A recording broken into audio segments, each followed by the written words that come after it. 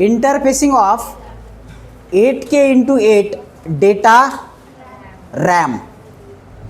8K × 8 data रॅमचं interfacing करायचं. आता पहिले आपण कशाचं इंटरफेसिंग बघितलं, रॉमचं बघितलं, आता रॅमचं करायचं आहे. तर मग काय करायचं आहे, तर हे जे दोन पिन आहेत ह्या ओईला आणि राईटला कनेक्टेड आहे. ओईला आणि राईटला, राईटला राईट आणि रीड ओईला कनेक्टेड आहे. PSEN MT आहे, ओपन आहे आणि बाकी सगळं सेम आहे, बाकी काहीच फरक नाही याच्यामध्ये. ओके. रॅम म्हणलं की रीडला ओई कनेक्टेड आहे आणि राईटला राईट कनेक्टेड आहे, बाकी काही फरक नाही. इथं तुमचं काय येईल, डेटा रॅम. ओके. 8K मध्ये पिन नंबर पण त्याचे येईल, बाकी सगळं सेम येईल. ओके. तुमचा ॲड्रेसेससुद्धा सेम येईल, हे पण सेम येईल. Memory map, address map. ते कोणाकोणाला समजलं रे? फक्त काय फरक आहे, रीड आणि राईट ओईला आणि रीड नावाचा एक ॲडिशनल पिन आहे त्याला कनेक्टेड आहे, बाकी सगळं सेम आहे. बाकी सगळं सेम म्हणजे हे याला कनेक्टेड आहे, PSEN ओपन आहे. त्याच्यानंतर पोर्ट 2 ॲड्रेस बिट जे आहेत ते याला कनेक्टेड आहे, राहिलेले पिन्स याला कनेक्टेड आहेत, ALE जीला कनेक्टेड आहे. त्याच्यानंतर हे ॲड्रेस ऑब्लिक डेटा पिन्स आहेत, यातले हे ॲड्रेस पिन आहेत, हे डेटा पिन्स आहेत. ओके. त्याच्यानंतर हे CS याला कनेक्टेड आहे, हे 3:8 डिकोडर आहे. ओके. याचं नाव 74LS 138. तर तीन इनपुट 8 आउटपुट आहे. त्याच्यानंतर G8 आणि हे शॉर्ट करून ग्राउंडला दिलं, हे डायरेक्ट याला VCC सप्लाय दिला. परत एक इंटरफेसिंग आहे 74LS 373. त्याच्यानंतर हे ॲड्रेस, हे 8साठी इथं 8 घ्यायचं आहे, बाकी 0000. 9साठी काय घ्यायचं, 1001, बाकी 1111 येणार आहे.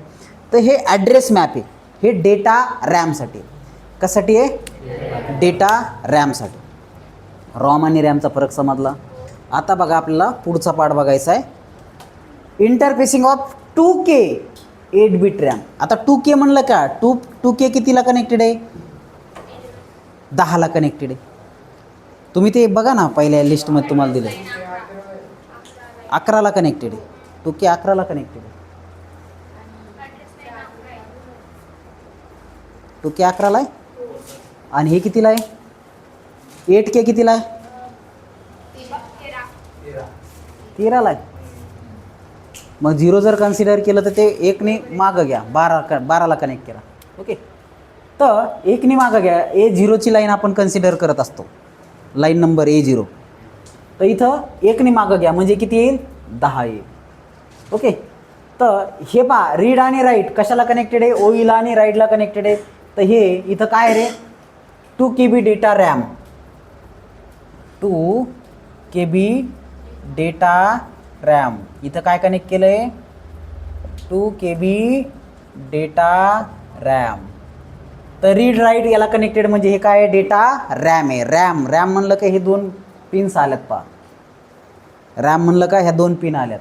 त्याच्यानंतर हे पोर्ट, हे 8 बिटचं डेटा लाईन आहे.